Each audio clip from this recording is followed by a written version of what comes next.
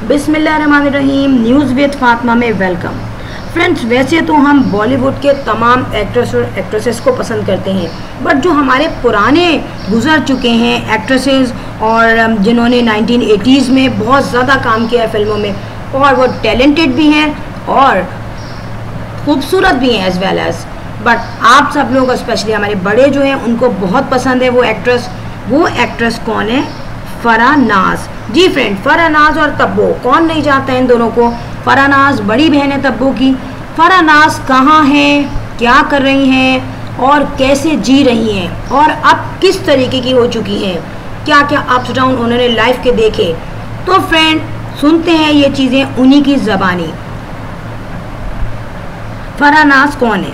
फराह नाज 1968 में इंडिया में पैदा हुई, हैदराबाद में। और फराह नाज की जो फैमिली है बेसिकली वो प्रॉपर मुस्लिम है, और उनके जो अम्मी और अब्बू जो हैं वो दोनों तरफ के मुसलमान हैं। उनके फादर का नाम था Jamal Hashmi, while her mother name was Rizwana Hashmi. यहाँ पे एक पीसफुल लाइफ चल रही थी और एक मिडिल क्लास से ताल्लुक़ रखती थी। यहाँ पर इनकी लाइफ ने टर्न लिया एक दूसरी तरफ जब इनके फादर और मदर में हो गई डिवोर्स के बाद ये दोनों बहनें चली गई अपनी अम्मी के साथ रहने के लिए, और फादर तो इनके सेपरेट हो ही चुके थे। अब यहाँ पे डेफिनेटली फ्रेंड आपको पता होगा कि ज़रूरत पड़ती है फाइनेंस की। जब फाइनेंशियल क्राइसिस आए, और इनकी अम्मी जो थी, मैं आपको बात बताऊँ, वो थी एक टीचर थी स्कूल में, और कोई बहुत ज़्यादा बड़ा स्कूल नहीं था। इनकी सैलरी जस्ट थी 200 रुपीज़। अब आप जानते हैं कि उस वक्त डेफिनेटली 200 रुपीज़ की थोड़ी बहुत वर्थ होगी, मगर ईजीली लाइफ नहीं गुजर रही थी इनकी। उसके बाद फराह ने ये सोचा कि अपनी लाइफ को कैसे सेटल करूं, कैसे अपनी फैमिली को सेटल डाउन करूं। बड़ी थी डेफिनेटली वो घर में, और सिर्फ उस वक्त वो हाई स्कूल में थी। तो उन्होंने जैसे तैसे अपना हाई स्कूल का लास्ट ईयर ख़त्म किया, और उसके बाद डेफिनेटली इंसान परेशान होता है तो कुछ अपने करीबी लोग होते हैं जिनसे वो हेल्प चाहता है। इसी तरीके से फराह नाज ने अपनी आनी से हेल्प चाही, जो कि इनकी सगी खाला थी, और वो रहती थी बॉम्बे में। तो फ्रेंड फराह नाज कुछ दिनों के लिए अपनी आनी के पास गई बॉम्बे। अच्छा, इनकी आनी भी मैं आपको बताऊं कि कोई आम नहीं थी, इनकी आनी थी Shabana Azmi. Shabana Azmi as we know friend कि बॉलीवुड में बहुत बड़ा नाम है।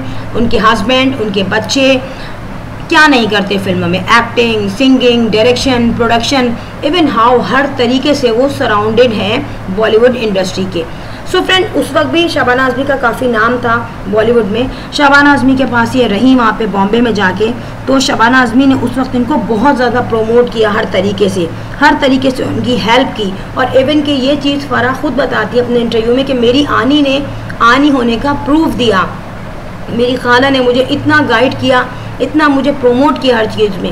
अच्छा, उस वक्त शबाना आज़मी को कुछ नहीं पता था कि ये फिल्मों में जाएंगी, ये फिल्मों में एंट्री होगी नहीं होगी, ये सब कुछ बाय लक होता रहा।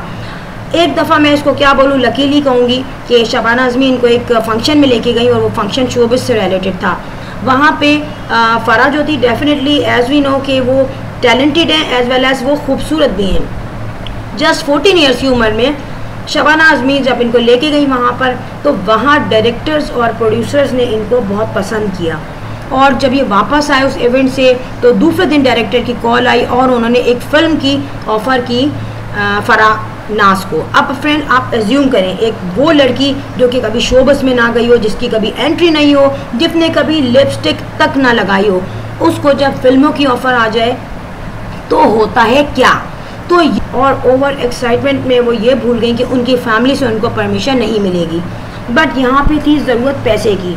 तो शबाना आज़मी ने अपनी बहन को मनाया, कोशिश की कि वो उनको परमिशन दे दें। अब डेफिनेटली ये फर्स्ट फिल्म थी, एज बहुत कम थी उनकी अम्मी, यानी कि यहाँ पे फराह के अम्मी अब्बू का एटमॉस्फेयर ऐसा नहीं था कि उनके बच्चे जाते फिल्मों में काम करने के लिए।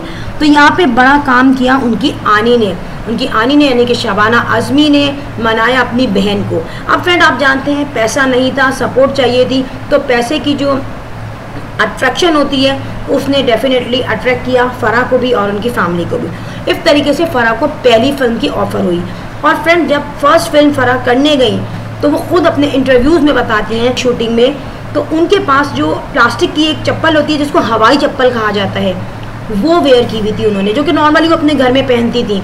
और उन्होंने जब फर्स्ट टाइम लिपस्टिक लगाई, मेकअप हुआ, तो वो ये कहने लगी कि मैं जब लिपस्टिक लगा के बैठी हुई थी तो मैंने बहुत देर तक अपना मुंह बंद नहीं किया कि मेरी लिपस्टिक ख़राब ना हो जाए। तो फ्रेंड एज्यूम कर सकते हैं कि एक 14 ईयर्स की उम्र की बच्ची जो है और इन सर्कमस्टेंसेस से वो निकल रही है, ऐसे बैकग्राउंड से वो आ रही है, जब वो लिपस्टिक लगा रही है तो वो डर रही है कि मेरी लिपस्टिक ख़राब ना हो जाए। तो definitely she requires a lot of time to adjust in Bollywood industry.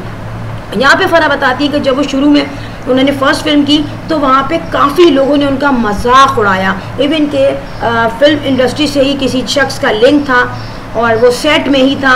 Set पर होने के बाद उसने फराह का बहुत मजाक उड़ाया। जब फराह ये फिल्म कर रही थी नसीब अपना अपना, उस पर किसी ने ये कहा कि ये फिल्म की हीरोइन है, इनकी लोकेशन देखें, इनका गेटअप देखें और इसकी हवाई चप्पल देखें।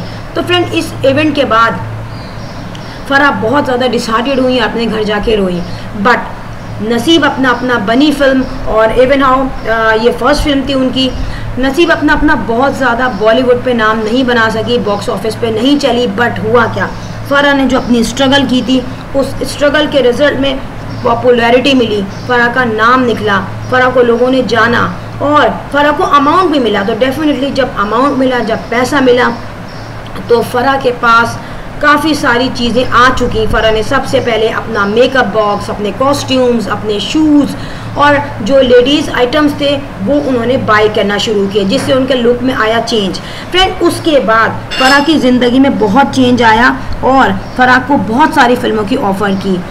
इसके बाद फराह ने यतीम, मरते दम तक, ईमानदार, रखवाला, घर घर की कहानी, फासले, हमारा ख़ानदान और इसके अलावा कामयाब तरीन फिल्मों में लव 86, इसका नाम ज़िंदगी और लास्ट फिल्म की थी इन्होंने 1990 में जवानी जिंदाबाद आमिर खान के साथ। फिर जब इतनी सारी फिल्में इनको मिलने लगी तो उनके पूरी पर्सनैलिटी में आ गई चेंज, उनके घर में आ गई चेंज, उनकी लाइफ हो गई चेंज।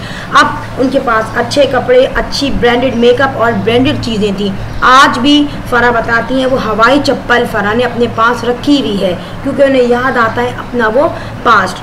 फ्रेंड डायरेक्टर्स और प्रोड्यूसर्स बताते हैं कि फराह जो है बहुत ज़्यादा सीरियस नहीं थी अपने काम से, काम करती थी, प्लस उनको जो कमर्शियल्स थे उसमें बहुत ज़्यादा अमाउंट मिलता था। बट फराह ने अपनी कंसंट्रेशन अपने आप को सेटल डाउन करने के लिए रखी थी, फिल्मों के लिए नहीं रखी थी। और इसी तरह एक दिन 1996 में फराह ने की शादी और ये बड़ा ब्लास्ट था प्रोड्यूसर्स के लिए, डायरेक्टर्स के लिए और फराह के फैंस के लिए।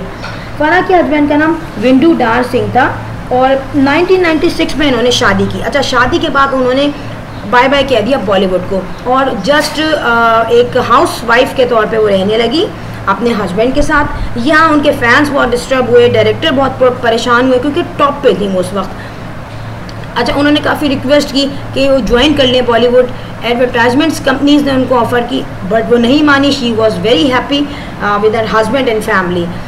फराह ने 14 ईयर्स में ज्वाइन की थी Bollywood industry but she left Bollywood industry at a age of 22। तो बहुत ही कम टेन्योर में उन्होंने काफ़ी सारी फिल्में कर ली और बहुत ही ज़्यादा अच्छे एक्टर्स के साथ भी उन्होंने काम किया, जिसमें गोविंदा है, मथन चक्रवर्ती, संजय दत्त, आमिर खान, ऋषि कपूर, अनिल कपूर, सनी देओल। तो इन तमाम लोगों के साथ उन्होंने काम किया as a heroine. But friend जब उनकी शादी हुई ये एज अ हाउस वाइफ रहने लगी। बट होता है कभी कभी कुछ और जो फराह ने सोचा नहीं था। शादी के कुछ ही अरसे बाद इनकी अंडरस्टैंडिंग ख़त्म हो चुकी थी अपने हस्बैंड के साथ, बट ये चीज़ वो रिवील नहीं कर पा रही थी अपनी ऑडियंस और फैंस के साथ। फराह का एक बेटा भी हुआ जिसका नाम उन्होंने फिता रेंडवा रखा। अच्छा फ्रेंड, आप ये समझे कि इन्होंने हिंदू से शादी की थी, बेटा भी इनका हिंदू हुआ और ख़ुद भी एक तरीके से हिंदू हो चुकी हैं। अब यहाँ पर इनकी शादी जो है वो बिल्कुल ख़त्म होने वाली थी और लास्ट में 2002 में इन लोगों ने डिवोर्स ले ली। लीगली तौर पे ये सेपरेट हो गए। बेटा फराह के साथ ही रहता था। अब फराह ने स्टेप दोबारा रखा बॉलीवुड इंडस्ट्री में। बॉलीवुड इंडस्ट्री में फ्रेंड आप जानते हैं काफ़ी सालों बाद जब ये आई तो उस तरीके से अपने स्टेप नहीं जमा सक रही थी because lot of new people are in Bollywood industry. But Farah definitely खूबसूरत थी, टैलेंटेड थी और इनकी एक लिंक बन चुका था बॉलीवुड में। तो फराह ने दोबारा से फिल्मों में, ड्रामों में जो है रोल प्ले किया बट हीरोइन का तो डायरेक्टली रोल नहीं मिला इन्हें। वहाँ पर फराह ने अपनी नो हाउ दी अपने फैंस को तो डेफिनेटली फैंस ने भी उनको किया वेलकम। इसी तरीके से फराह ने अपने आप को इंडिपेंडेंट रखने की कोशिश की डेफिनेटली, क्योंकि हस्बैंड की सपोर्ट नहीं थी उनके पास। बट फराह काम करती रही इंडियन ड्रामों में, इंडियन बॉलीवुड इंडस्ट्री में, और 2003 में फराह ने सुमीर सेगल नाम के अपने ड्रामे में रोल मिल जाते हैं उनको। फ्रेंड, वीडियो अच्छी लगी हो तो लाइक कीजिए और बेल आइकन पर क्लिक कर दिया कीजिए भाई। I will sign in next vlog. Till then अल्लाह हाफिज़, बाय बाय।